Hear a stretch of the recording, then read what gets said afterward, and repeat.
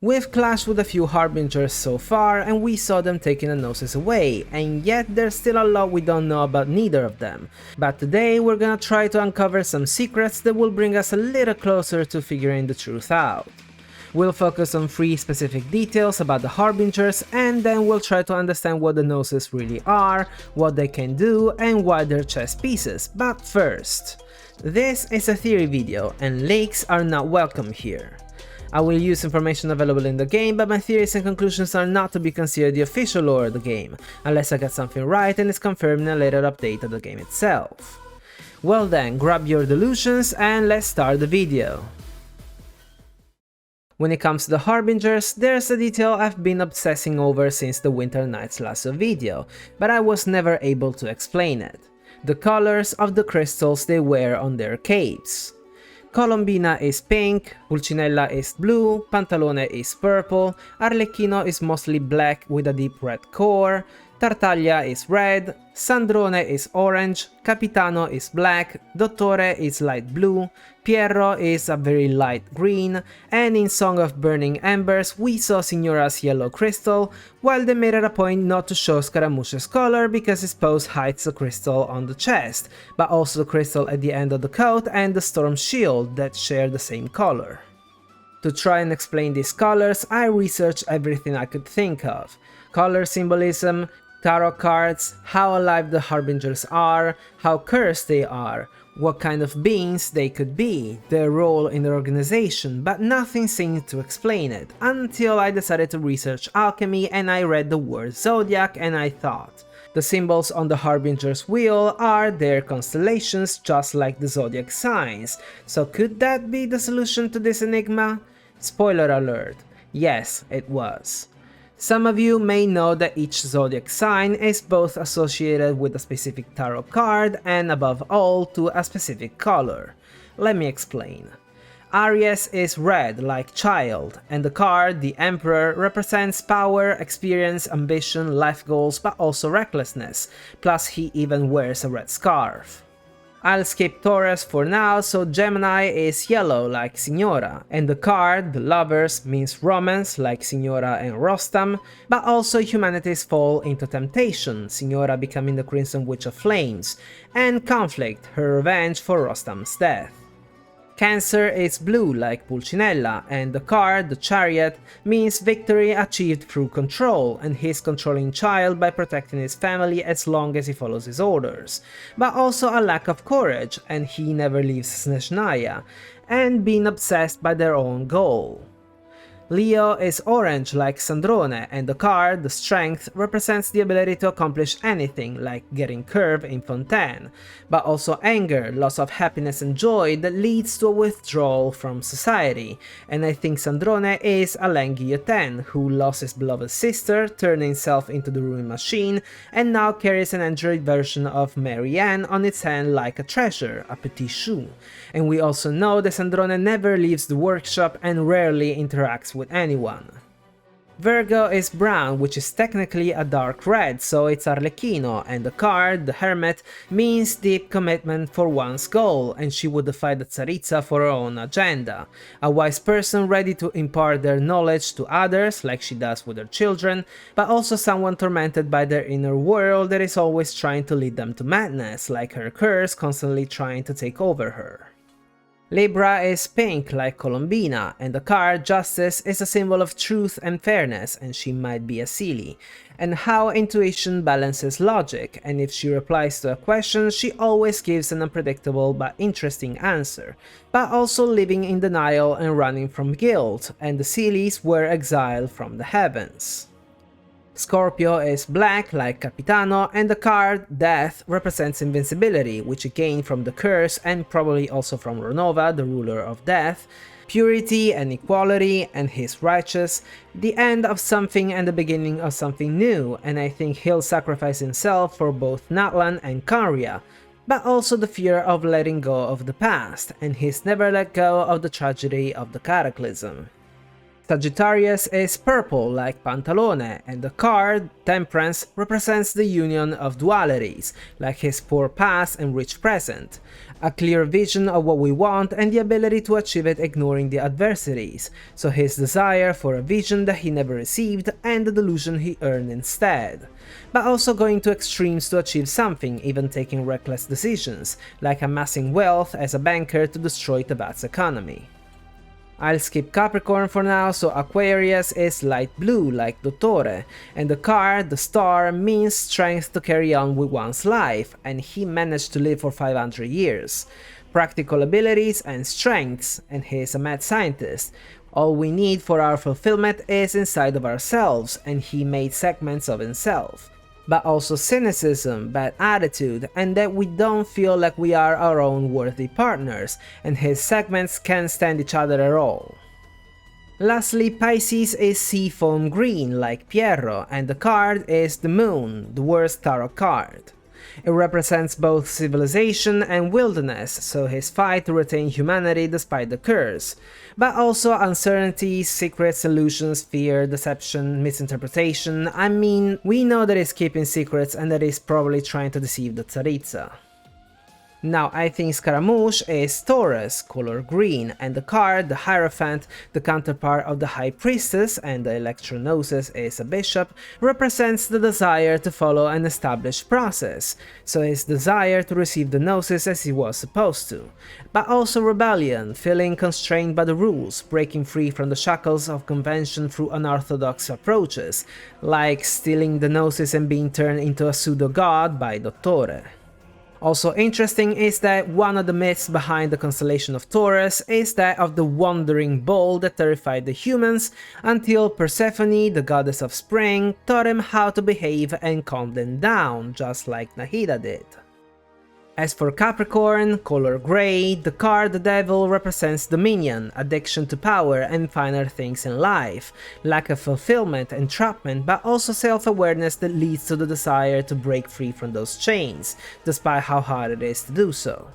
This is the 10th unknown Harbinger, and later I will share a theory about who they might be. Moving on, when I was researching alchemy, I also found something very interesting that might have been used as an inspiration for the Harbingers.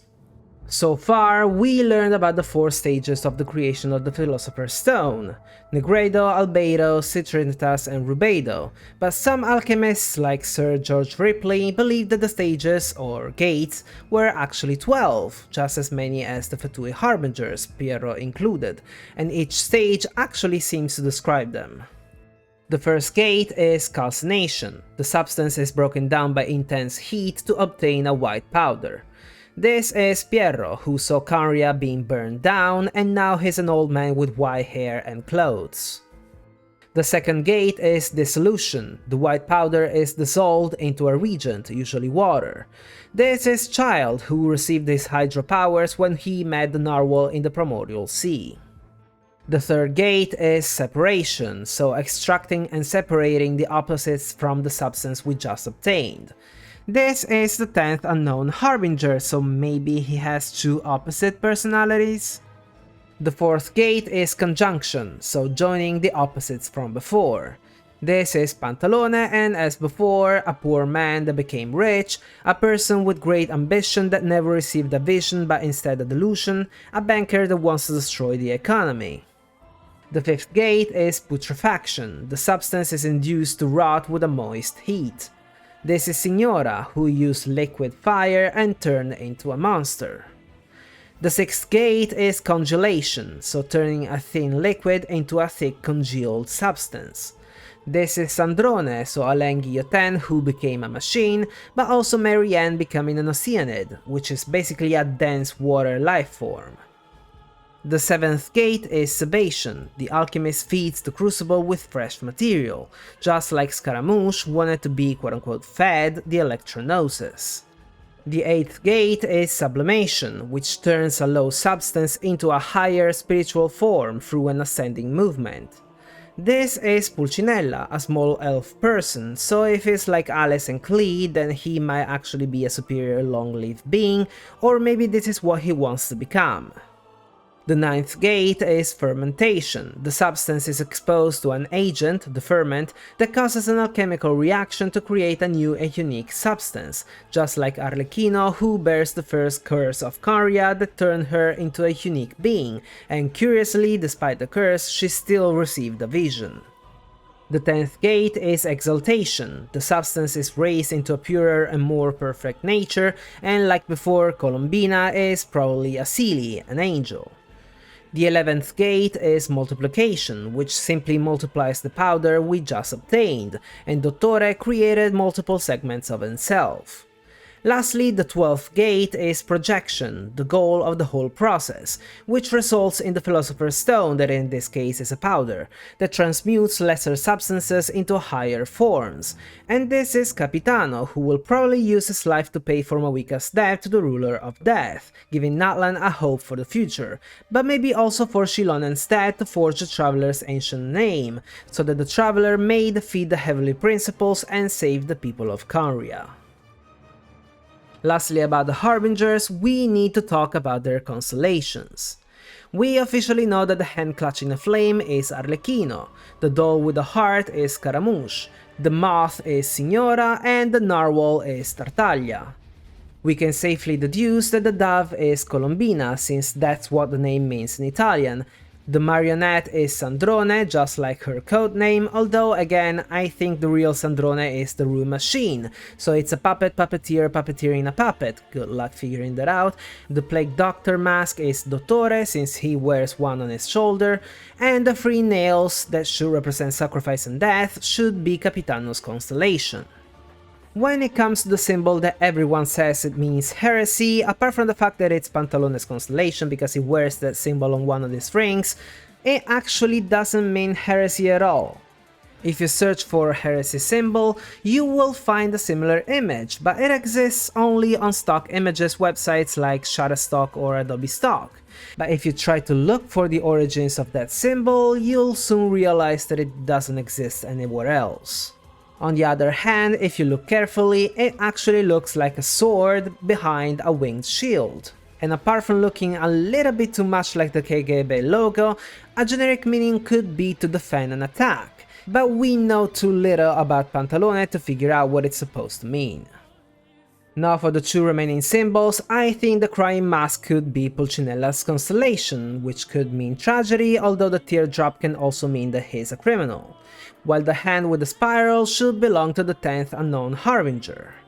This is very similar to the healing hand from the Hopi culture, a Native American tribe that descends from the Pueblo people, so this Harbinger may be from Natlan, specifically from the Children of Echoes because the Pueblo people lived in cliff-sided dwellings, the Flower Feather clan because similarly the Hopi lived on high mesas, or from the federal lands of the Collective of Plenty because the Hopi culture was centered around agriculture.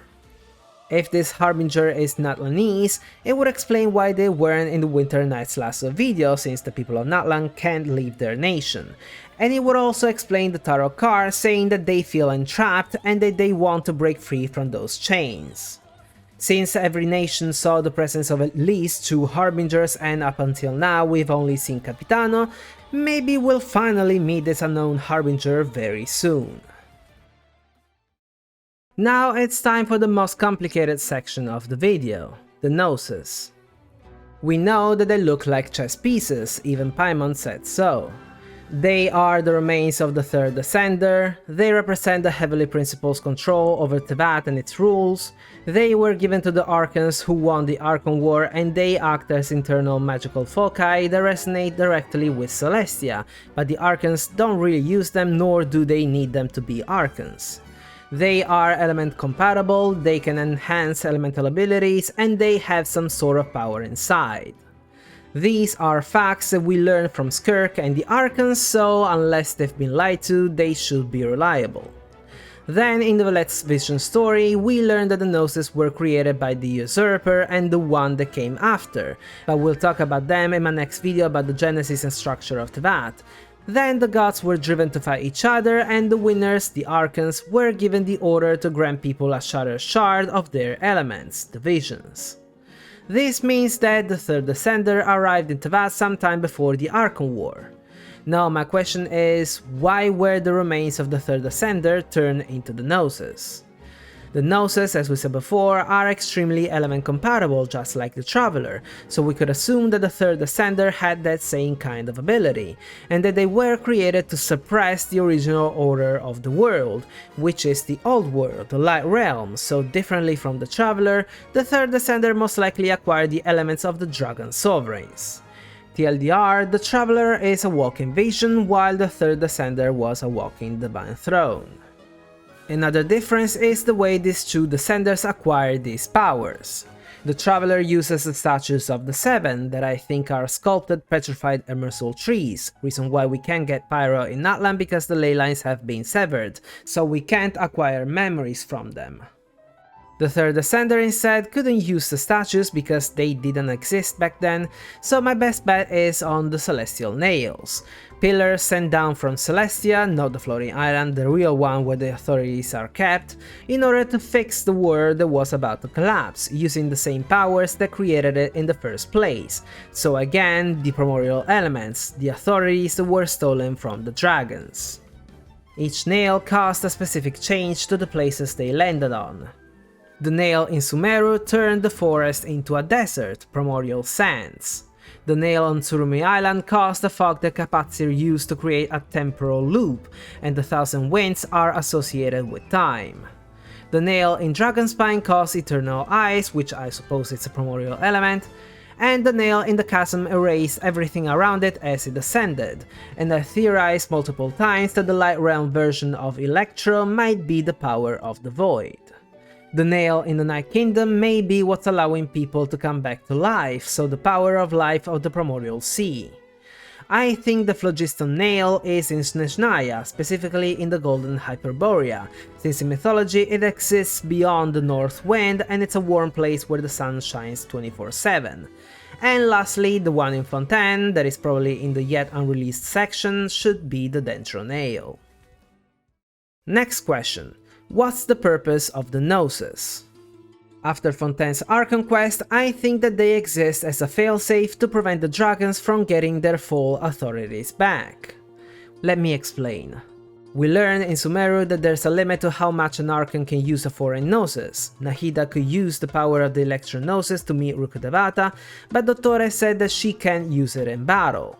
This alone would prove that the Tsaritsa isn't interested in the power inside the Gnosis, but just their casings, the third ascender. Then, in Fontaine, Fossolor took the Gnosis with her inside the Oratrice. She gathered the power of belief in justice of the people of Fontaine, then she used that power to sentence the Hydro Archon to death, destroying the Hydro Divine Throne as a consequence, and in the end, Neuvillette received his authority back, but also the Hydro Gnosis. But what about the massive sword that struck her? Well, I don't think that was just a solidification of the belief in justice. That was actually the first time we saw a Gnosis being used. The sword was the Hydro Gnosis, and it can store and use the power of belief. This clearly explains why Nahida had to use the Electro Gnosis. The people of Sumeru had been mourning Rukkhadevata and only a small group of people actually believed in Nahida, so the Dendro Gnosis was as a consequence too weak. Now, I define the Gnosis as a failsafe, but a better definition would be an impossible key combination. First, the Archons need to sacrifice themselves. Their people need to willingly agree with this choice in order to charge the Gnosis with their power of belief, and the amount required is more than what the population can provide in one go. And then the Archons would have to use the Gnosis, a divine creation, to destroy their own divinity, all without being found out, hence it's basically impossible. Next question. Why were the Archons given the Gnosis? As we read before, the gods have been defined as fragments of the primordial, so all of them had part of the authorities in them.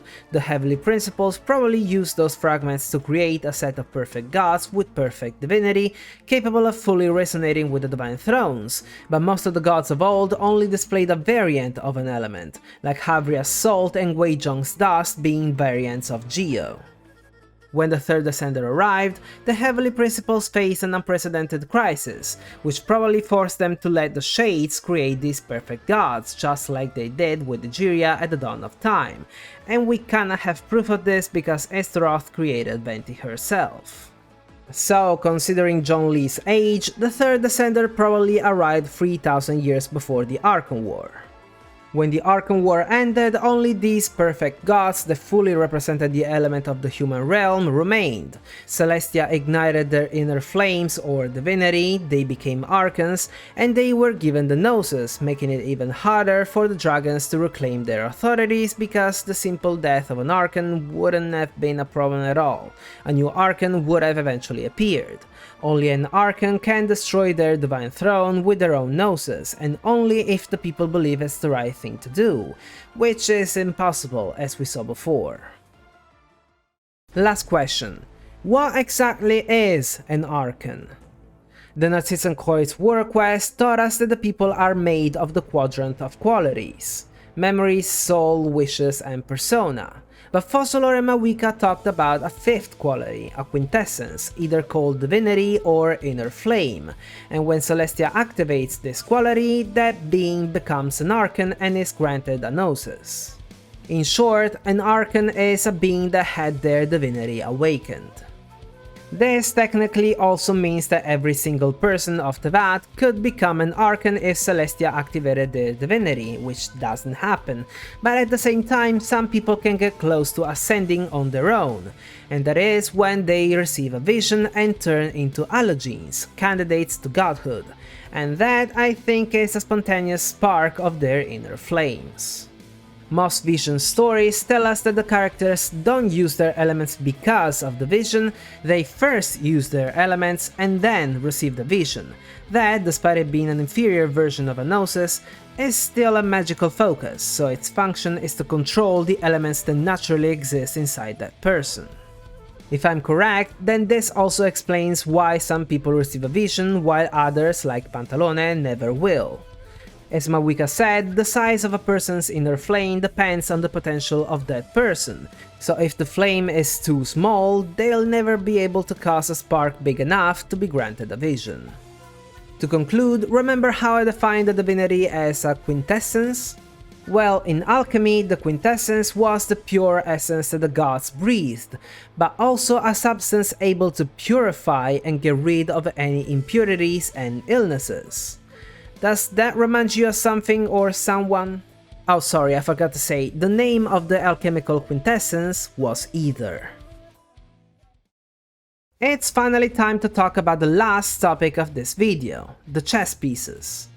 Recently, and I know it'll pop up in the comments, I've heard about the theory that the Gnosis are all king pieces because the Archons rule their nations, but I disagree with it, also because the Dragon Sovereigns are the original rulers of the land, so they are the true kings, and the Archons would probably be the queens. Anyway, let's start with something we see every time we play the game, the elements on the loading screen. Pyro, Hydro, Anemo, Dendro, Electro, Cryo, and Geo, and we still don't know why they're in this weird order unless my theory is right. If we check the order of the main pieces of chess, Rook, Knight, Bishop, Queen, King, Bishop, Knight, Rook, and we put them above the elements from the loading screen, we will see something interesting. Pyro and Geo that look like rooks are in the first and last spots, like in chess. The same goes for the first knight, because if the Hydro Gnosis looks like a sword, the only piece there that would actually use one would be the knight. The problem comes with Anemo being a bishop instead of a queen, but we also know that the chess game in the Winter Nights Lasso video is the 1996 game between Kasparov and the computer Deep Blue, except for the inverted position of the white king and queen. In that game, after only 9 moves, which I think are the total number of acts in Genshin Impact since there must be something after Karya, the main pieces on the white side ended up in a very specific and interesting order. Rook, Pyro, Knight, Hydro, Queen, Anemo, 2 bishops one in front of the other, like Nahida using both her Dendro Gnosis and the Electro Gnosis, which is a bishop, and she could do it because they're both bishops. Then the Knight, Cryo, because the Tsaritsa moves the White Knight with her powers, In front of the rook, Geo, so the deal between the Tsaritsa and Zhongli. Lastly, the king doesn't represent any archon because they're just 7. You would probably think that the king is the Traveler or maybe Celestia, but I think it might be the third Descender, who might have first appeared in Caria, that has been waiting for a Descender since the Crimson Moon Dynasty, and having obtained the powers of the dragons, they became the Carian 8th living Gnosis. To conclude the video, I have one last theory for you. We saw Pierro playing black, like Kasparov, representing humanity, and he is most likely playing against the Tsaritsa, who plays white, like the computer Deep Blue. But if the Tsaritsa and Pierro are working together, why are they playing against each other? And above all, why isn't the Cryon Gnosis on the chessboard? The answers may be simpler than you imagine. We know that the Tsaritsa has lost someone during the Cataclysm, which, by the way, if the Tsaritsa is Bronya and they go for the usual Bronya-Zele thing, then this version of Zele would be someone who probably wears a butterfly kinda thing in her hair, maybe red eyes like Veliona, someone who fell into the abyss and never came back to the surface, maybe she's even there with someone relevant to the Cataclysm and Caria. Wait. Anyway, I was saying, losing someone during the Cataclysm turned the Tsaritsa cold and emotionless as a defense mechanism, but it has never been said that she's stupid. Pierro is a Carian who lost everything to the Cataclysm. He was a royal mage who tried to stop the people from using forbidden knowledge, but that doesn't necessarily make him 100% trustworthy. I mean, if the Carian didn't steal powers that didn't belong to Teyvat, and we still don't know what for, Caria wouldn't have been destroyed in the first place, nor would the other nation have to lose countless lives because of the Cataclysm. So I think that Pierro approached the Tsaritsa and told her what she can achieve with the 7 Gnosis, but instead of blindly accepting, she made a wager. She'll give him resources, power, influence, everything he needs to bring her the Gnosis, and only if he manages to do that, if he proves his worth, will she give him her Gnosis. This probably also explains why the Tsaritsa was playing against him. Although she turned against the Archons, except for Zhongli, she's still an Archon, so she still plays on the white side of the board. The way she used her piece to defeat Pierro's pawn feels like the Tsaritsa was putting pressure on him. It's like she's telling him, oh, you lost a piece there, can you still play and win like you promised you would? And that's it, I hope you liked the video. If you did, don't forget to leave a thumbs up, and if you're interested in Genshin Impact Theory videos, consider subscribing. As I said before, my next video will be a new theory on the genesis and structure of Teyvat, because I kinda came up with a better explanation for it, but I'm also thinking about making a Paimon Sasmon video to talk about every time Paimon has said or done something that she shouldn't have, so let's see if we can find out who she actually is. Anyway, thank you so much for watching, and until next time, over and out.